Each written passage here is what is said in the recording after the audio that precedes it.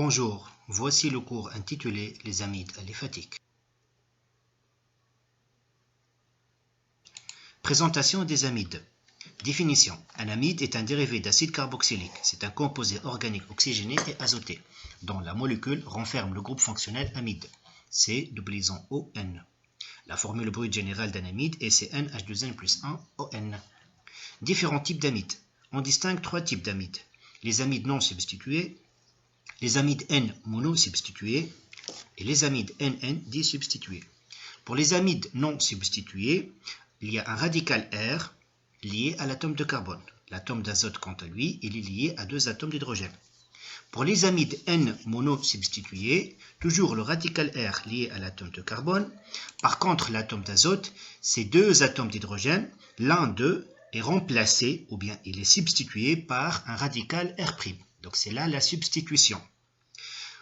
Les amides NN disubstitués, toujours le radical R lié à l'atome de carbone, mais pour l'atome d'azote, ces deux atomes d'hydrogène sont remplacés ou bien sont substitués par deux radicaux R' et R'.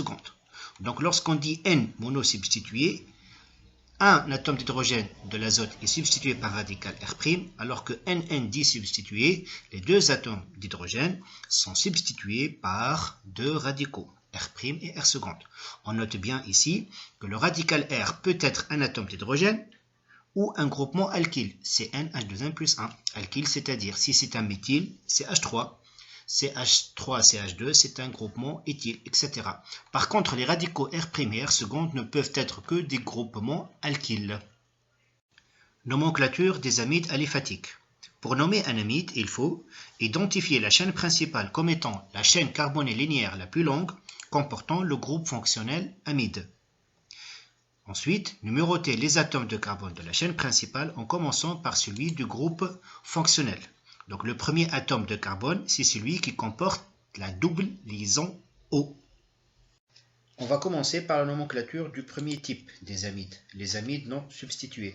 Le nom de ce type d'amide est obtenu à partir de l'alcane correspondant au nombre d'atomes de carbone de la chaîne principale et en remplaçant le E final par le mot amide. S'il y a des ramifications sur la chaîne carbonée principale, leur nom et indice précéderont le nom déjà écrit. Exemple, la première molécule, sa chaîne principale comporte deux atomes de carbone. Le premier atome de carbone est celui qui comporte la double liaison O.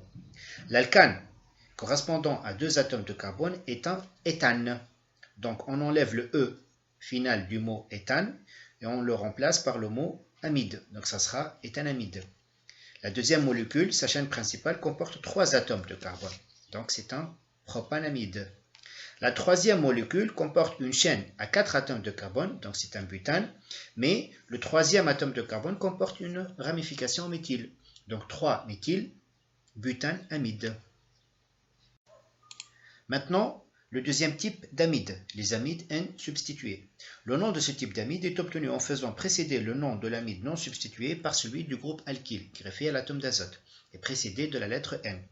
Comme exemple, la première molécule, la chaîne principale, elle comporte 3 atomes de carbone, donc c'est un propanamide.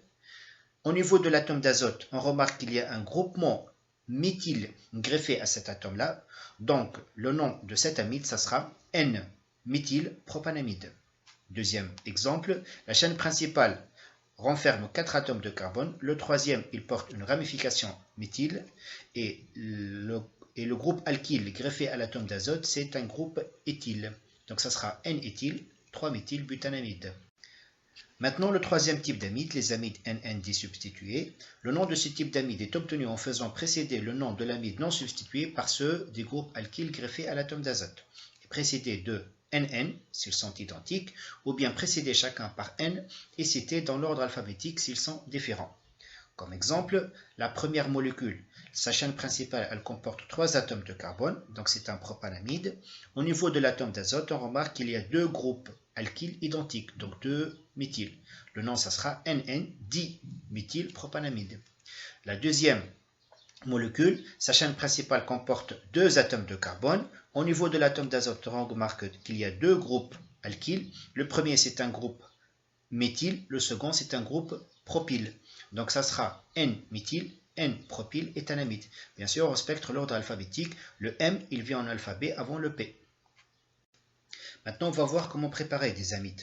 Préparation des amides à partir des sels d'ammonium. Étude expérimentale. Le sel d'ammonium qu'on va utiliser, c'est l'éthanoate d'ammonium. On va le chauffer à l'intérieur d'un tube à essai. Après un certain moment, on va remarquer l'apparition d'un dépôt blanc sur les parois du tube. Ce dépôt blanc, c'est l'éthanamide. C'est un amide non substitué. La réaction qui aboutit à la formation de cet éthanamide, c'est une réaction de déshydratation.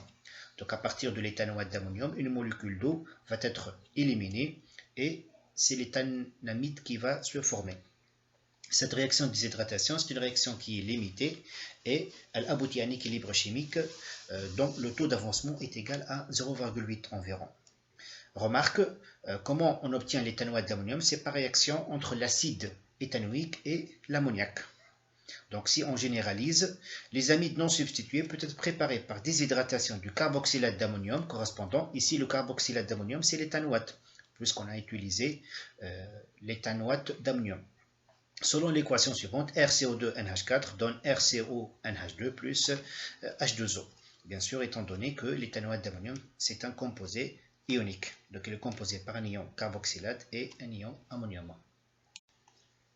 Maintenant, on va voir une réaction subite par les amides, c'est la réaction d'hydrolyse. L'hydrolyse en milieu basique. L'hydrolyse d'un amide non substitué en milieu basique, elle conduit à la formation d'un sel d'acide correspondant et de l'ammoniac. Donc la base utilisée, c'est la soude, Na+, OH-. Le sel d'acide qu'on obtient, c'est RCO-, Na+.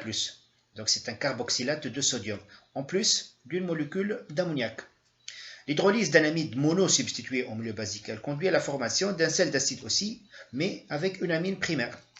Donc c'est le même produit qui apparaît, le sel d'acide, mais avec un amide non substitué, une molécule d'ammoniac qui apparaît. Avec un amide monosubstitué, c'est une molécule d'amine primaire qui apparaît.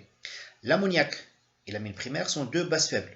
Donc leur détection sera faite à l'aide d'un papier pH qui vire au bleu. Les amides peuvent subir aussi une hydrolyse au milieu acide. L'hydrolyse d'un amide non substitué au milieu acide conduit à la formation d'un acide carboxylique et d'un sel d'ammonium. Ici, l'acide utilisé, c'est l'acide chlorhydrique, H3+, Cl-.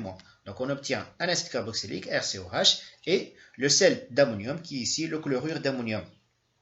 Si l'amide est monosubstitué, son hydrolyse aboutit à la formation d'un acide carboxylique aussi, et d'un sel ici d'alkylammonium. Donc l'acide carboxylique, RCOH, et Cl-, R+, NH3+, c'est le sel d'alkylammonium. L'acide carboxylique, on le connaît, c'est un acide faible et il fait virer au rouge le papier pH. Merci pour votre attention.